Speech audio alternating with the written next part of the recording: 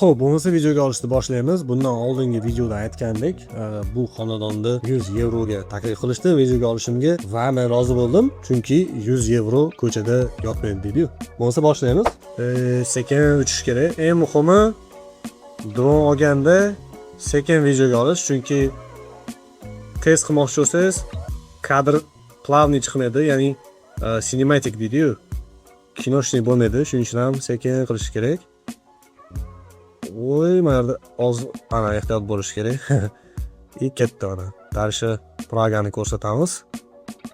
Ozroq bu yoqqa uchib. Praga shahri. Tak.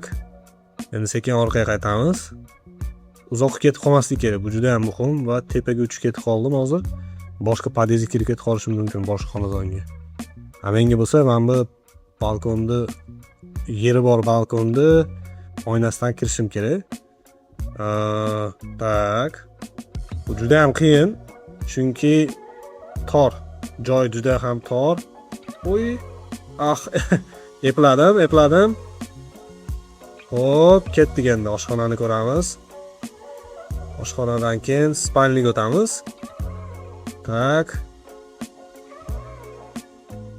Oz juda ham shovqinli.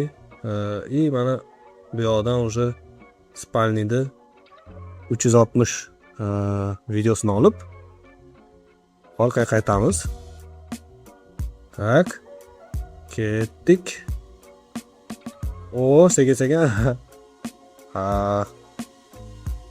Yana qaytamiz. Zo'r. Qilsak bo'ladi. Hop.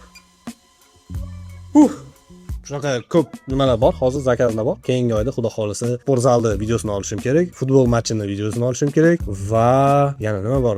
Marafon bor. Marafonning ham videosini olaman. Shuning uchun agar sizlarga shunaqa narsa yoqsa, like bosinglar, follow qilinglar, podpisatsiya qilinglar. O'ylaymanki, qiziq, Praganing qiziq joylarini olib pul ishlaymiz birga.